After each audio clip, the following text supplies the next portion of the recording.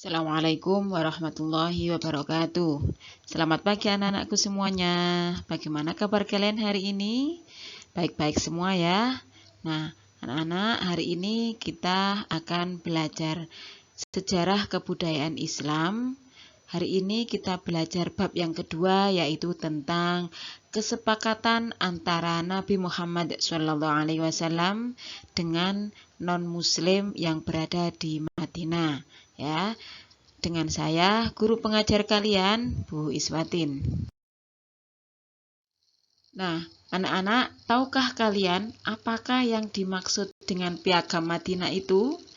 Yaitu kesepakatan antara umat Islam dan non-muslim untuk hidup berdampingan dengan rukun dan damai di Madinah.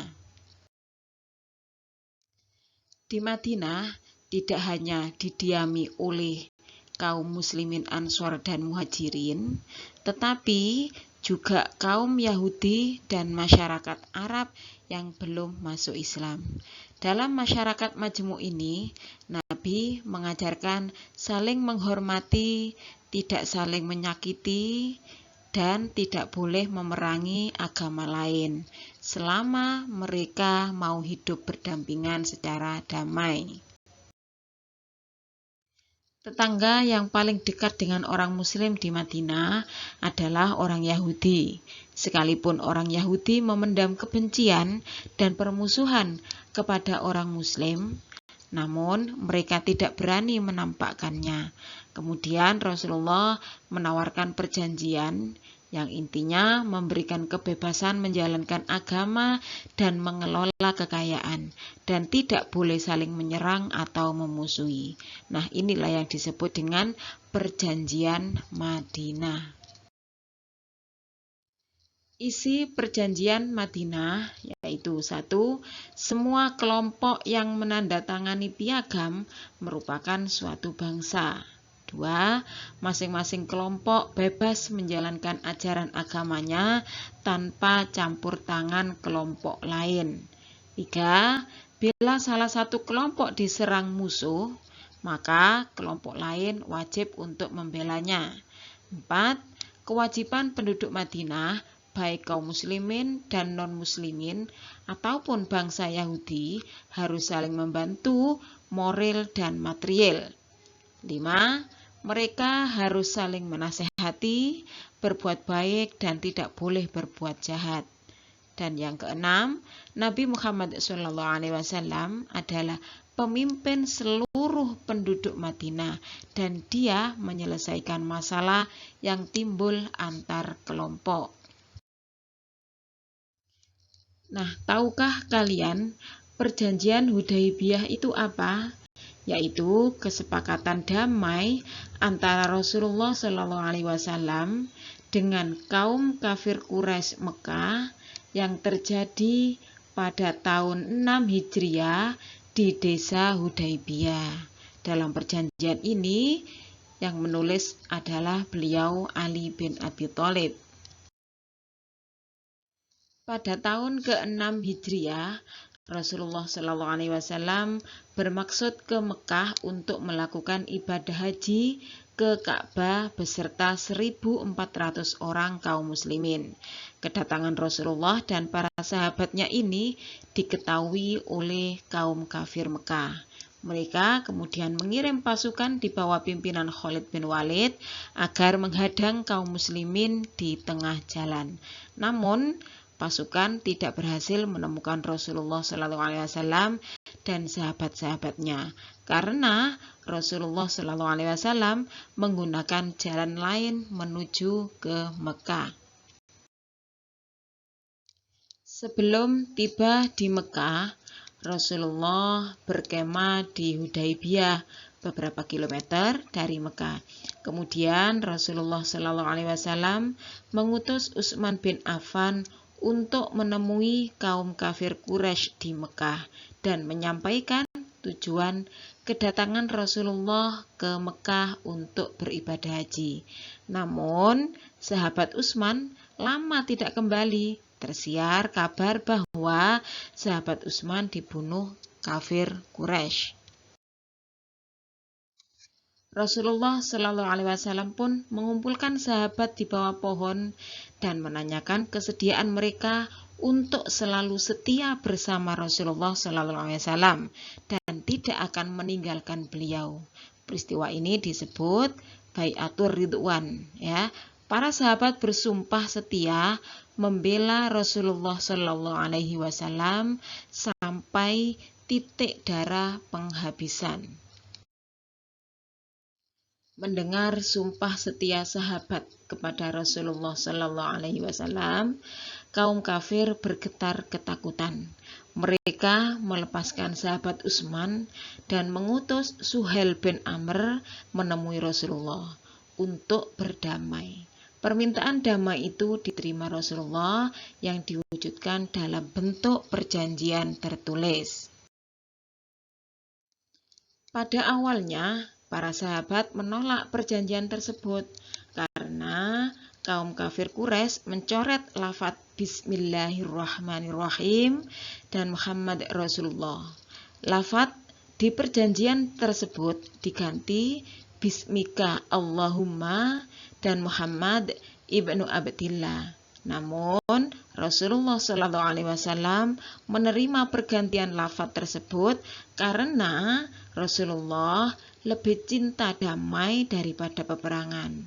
Dan Rasulullah yakin bahwa keimanan para sahabatnya sudah kuat sehingga tidak terpengaruh pergantian lafaz tersebut. Akhirnya disepakati perjanjian damai antara Rasulullah dan kafir Quraisy Mekah. Perjanjian ini dikenal dengan Perjanjian Hudaibiyah. Isi dari Perjanjian Hudaibiyah diantaranya 1. Peletakan senjata antara kedua belah pihak selama 10 tahun. 2. Orang Quraisy Muslim yang datang kepada kaum muslimin dengan tidak seizin walinya hendaklah ditolak kaum muslimin. 3. Barang siapa yang hendak membuat perjanjian dengan Muhammad diperbolehkan. Begitu juga siapa yang membuat perjanjian dengan Quraisy diperbolehkan. Dan yang keempat, kaum muslim tidak mengerjakan umroh di tahun ini, akan tetapi ditangguhkan sampai tahun depan. Di tahun depan, kaum muslimin memasuki kota Mekah sesudah Quraisy keluar. Kaum muslimin memasuki kota Mekah tidak boleh membawa senjata, kecuali pedang di dalam sarungnya, dan tidak boleh tinggal di kota lebih dari 3 hari 3 malam. Raja mana saja yang dikirimi surat oleh Rasulullah Shallallahu Alaihi Wasallam? Sebagai komitmen damai, Rasulullah mengajak raja-raja non-muslim di Jazirah Arab dan sekitarnya untuk mengikuti dakwah Rasulullah Shallallahu Alaihi Wasallam.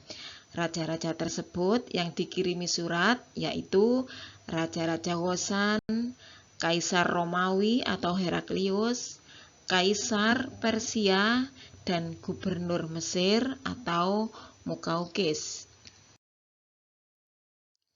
Sikap masing-masing raja pada saat menerima utusan Rasulullah. Yang pertama, raja yang menolak secara halus adalah Kaisar Heraklius dan Raja Mesir Mukaukis. Bahkan Mukaukis memberikan hadiah kepada Rasulullah Shallallahu Alaihi Wasallam. Yang kedua, adapun raja yang menolak secara kasar dan keji adalah Raja Ghassan yang membunuh utusan Nabi. Dan yang ketiga, Haris bin Umair dan Raja Persia yang merobek-robek surat dari Rasulullah Shallallahu Alaihi Wasallam. Atas perlakuan kasar Raja Heraklius ini terjadilah perang Mu'tah. Nabi mengirim pasukan perang sebanyak 3.000 orang pada tahun 8 Hijriah. Maka terjadilah perang Mu'tah. Dalam peperangan itu, pasukan Islam mengalami kesulitan menghadapi tentara Ghassan yang mendapat bantuan dari Romawi, sehingga berjumlah 200.000 orang. Khalid bin Walid pun menarik pasukan Muslim kembali ke Madinah. Adapun terhadap perilaku Raja Persia yang merobek surat dari Nabi, maka Nabi Shallallahu Alaihi Wasallam bersabda, negara Persia nantinya akan tercabik-cabik sebagaimana rajanya merobek-robek suratku. Sabda Nabi Shallallahu Alaihi Wasallam ini suatu hari menjadi kenyataan, yakni negara Persia hancur. Di samping mengirim surat ke berbagai raja non-muslim, Rasulullah juga menertibkan golongan Yahudi di Mekah yang berkhianat dan menjadi musuh dalam selimut. Kaum Yahudi sudah 3 kali melakukan pengkhianatan. Oleh karena itu, pada tahun 7 Hijriah, kota Khaybar sebagai kota pertahanan Yahudi dikepung. Akhirnya, seluruh Yahudi yang ada di Jazirah Arab mengadakan perjanjian dengan Nabi. Isinya, mereka harus menyetor separuh dari hasil tanaman dan buah-buahan kepada mereka kaum muslimin sebagai jaminan agar mereka tidak berkhianat lagi. Inilah yang disebut dengan perang Khaybar yang terjadi di kota Khaybar.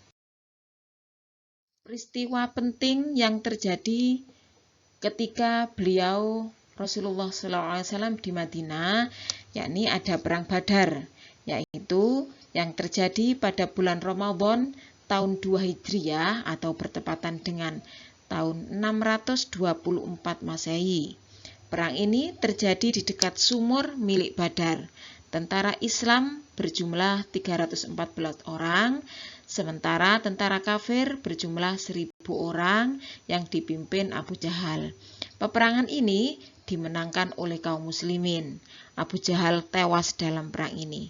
Mendengar kekalahan kafir, Quraisy, Abu Lahab sakit dan meninggal dunia. Allah menunjukkan kepada muslimin bahwa golongan yang sedikit bisa mengalahkan golongan yang besar atas pertolongan Allah. Perang Uhud, yaitu terjadi pada tahun ketiga Hijriah atau bertepatan dengan tahun 625 Masehi, berarti tahun berikutnya. Terjadi di Bukit Uhud. Tentara Islam berjumlah 700 orang, sedangkan tentara kafir berjumlah 3.000 orang yang dipimpin Khalid bin Walid. Awalnya tentara Islam berjumlah 1.000 orang, namun sebanyak 300 orang kaum munafik pimpinan Abdullah bin Ubay mengundurkan diri. Rasulullah kemudian mengatur strategi dengan memerintahkan pasukan pemanah berada di atas bukit untuk menjaga garis belakang pertahanan dan jangan turun sebelum diperintah turun. Nabi memilih 50 orang pemanah ahli di bawah pimpinan Abdullah bin Jabir. Perang berlangsung sengit dan kaum muslimin hampir memenangkan peperangan. Namun, pasukan panah di atas bukit turun ke bawah sebelum diperintah Rasulullah SAW. Mengetahui pasukan panah turun, pasukan kafir yang sudah hampir kalah menyerang kembali. Pertahanan pasukan Islam runtuh dan kalah. Rasulullah sendiri terluka. Peristiwa yang terakhir yakni Perang Khandaq, yaitu yang terjadi pada bulan Syawal tahun 5 Hijriah atau bertepatan dengan tahun 627 Masehi. Khandaq artinya parit, disebut Perang Khandaq karena sahabat Salman Al-Farisi mengusulkan kepada Rasulullah agar membuat parit mengelilingi kota Madinah untuk menahan serangan kaum kafir Quraisy. Rasulullah menerima usulan ini sehingga beliau memerintahkan para sahabat membuat parit. Perang ini juga disebut dengan Perang Ahzab. Disebut Ahzab karena pasukan kafir terdiri dari berbagai suku yang bersatu menyerang Madinah yang berjumlah 10.000 orang. Mereka dipimpin oleh Abu Sufyan bin Harb. Sementara pasukan Islam berjumlah 3.000 orang. Namun, karena terhalang parit, pasukan kafir tidak bisa masuk ke Madinah. Mereka menggelar kemah untuk mengepung Madinah. Pengepungan berlangsung selama sebulan yang menyebabkan kaum muslimin Madinah kekurangan bahan makanan hingga mengganjal perut mereka dengan batu. Allah Subhanahu wa Ta'ala mengirim angin ribut yang menghancurkan perkemahan kaum kafir. Mereka pun pulang kembali dan Madinah pun lepas dari ancaman serangan musuh. Nah, demikianlah anak-anak keterangan dari saya. Mudah-mudahan kalian bisa memahaminya. Terima kasih. Assalamualaikum warahmatullahi wabarakatuh.